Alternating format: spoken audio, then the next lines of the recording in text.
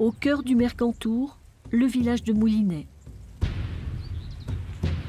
Il a payé un lourd tribut à la Grande Guerre, 55 morts, 7% de la population, essentiellement des hommes jeunes, âgés de 18 à 46 ans. Et c'est un traumatisme très important qui va toucher l'ensemble des familles du village et ce qu'on appelle donc le cercle du deuil, c'est-à-dire qu'il y a la famille proche, le cercle familial, mais il y a aussi donc cercle professionnel, cercle de loisirs. La totalité du village est touchée.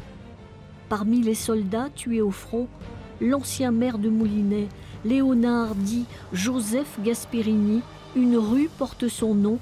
Il figure en bonne place dans le petit musée local.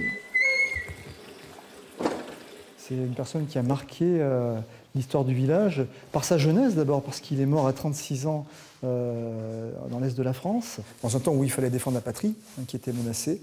Et effectivement, c'est quelqu'un qui a eu un engagement extrêmement fort et qui est à l'honneur du village. Un village français depuis 50 ans seulement, d'où cette volonté de marquer son attachement à la nation, témoin cet appel lancé le 4 août 1914. Je vous demande d'accueillir avec sérénité l'ordre de mobilisation. C'est aux mères et aux épouses que je fais appel, pour qu'elles n'amollissent pas, par des larmes inutiles, le courage des défenseurs de notre patrie. 10 ans plus tard, le village endeuillé se retrouve au grand complet autour du monument aux morts.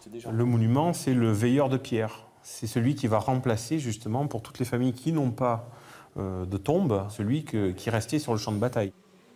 À Moulinet, ils sont nombreux à avoir perdu plusieurs de leurs aïeux dans cette guerre. C'est le cas de Michel Palanca. Il a gardé précieusement les objets qui appartenaient à son grand-oncle. Ici, on a son casque. C'était un chasseur alpin du 15e corps, le fameux 15e corps dont on a beaucoup parlé. Au tout début des années 50, il est mort parce qu'en fait, il a passé le restant de sa vie à cracher ses poumons qui étaient bouffés par l'hypérite. Entre 1911 et 1921, le village perd 300 habitants. L'après-guerre marque la fin d'un monde, d'une économie basée sur l'agriculture, d'un équilibre.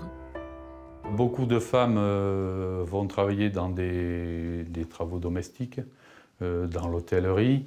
Pas mal de gens commencent à rester dans l'agriculture, mais à descendre sur la côte, où la vie pour les agriculteurs est quand même un petit peu plus facile.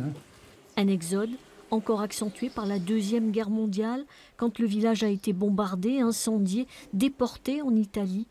Aujourd'hui, Moulinet compte moins de 300 habitants.